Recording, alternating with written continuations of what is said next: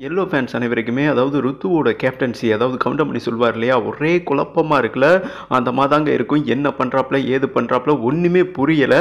ஆனால் on the ஃபீல்டில் வந்துட்டு நம்ம ரஷீத் கான் வந்துட்டு ஃபாலோ பண்ணியிருக்காருங்க. அவர் போஸ்ட் மேட்ச் ப்ரெசன்டேஷனில் தோனி குறித்து அண்ட் சிஎஸ்கேவோட அவர் ஒரு மிகப்பெரிய விசிறியாக வந்துட்டு பேசியிருக்காரு.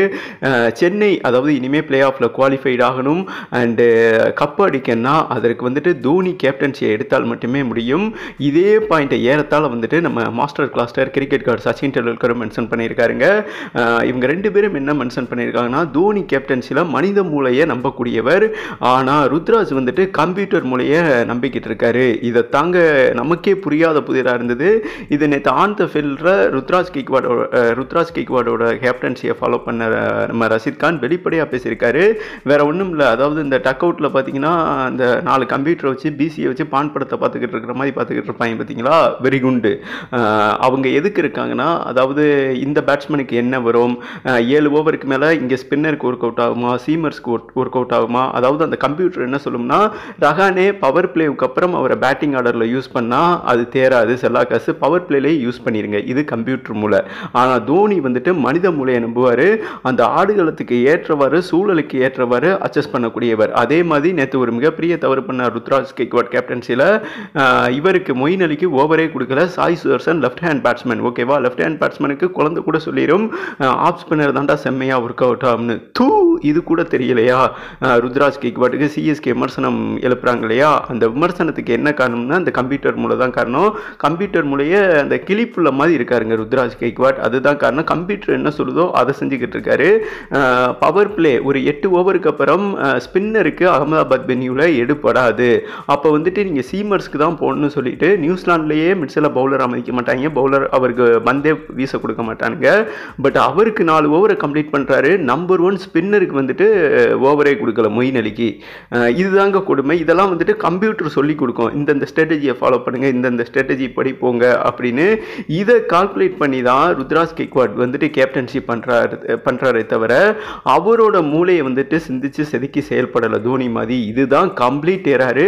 அதாவது சென்னையை வந்துட்டு நாங்கள் ஜெயிக்கல, ருத்ராஜோட அந்த கம்ப்யூட்டர் மூளை தான் எங்களை ஜெயிக்க வச்சது ஆட்டோமேட்டிக்கலி என்றும் வெளிப்படையாக நம்ம ரஷீத் கான் ஒரு சிஎஸ்கே ஃபேன்ஸாக வந்துட்டு மென்ஷன் பண்ணியிருக்காருங்க.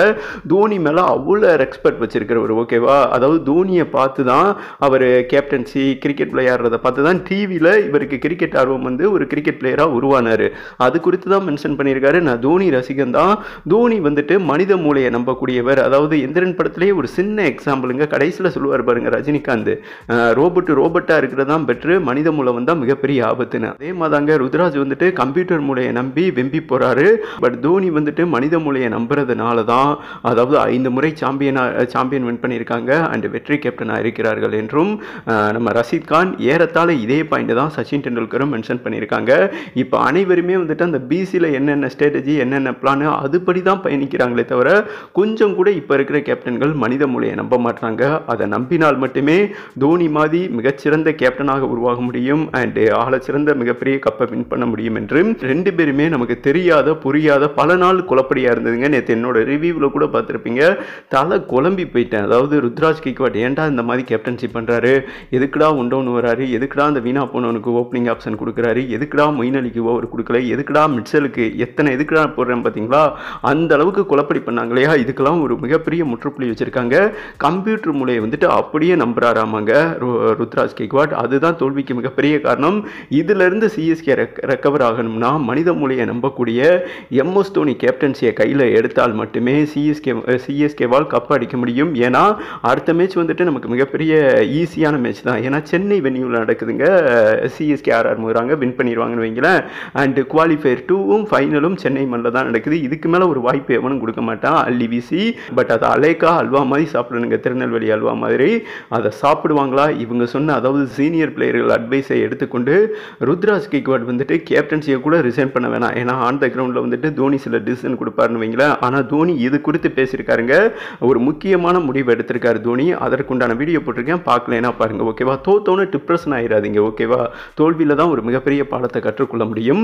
ஃபைனலாக இவங்க சொன்ன மாதிரி சச்சின் ரஷீத் கான் சொன்ன மாதிரி கம்ப்யூட்டர் மூளையை தூக்கி வீசிட்டு மனித மூளைக்கு திரும்புவாரா ருத்ராஜ் கெய்க்வாட் கேப்டன்சி? உங்களோட கருத்தை போட்டு விடுங்கன்னு சொல்லிட்டு வீடியோவை கம்ப்ளீட் பண்ணுறேங்க.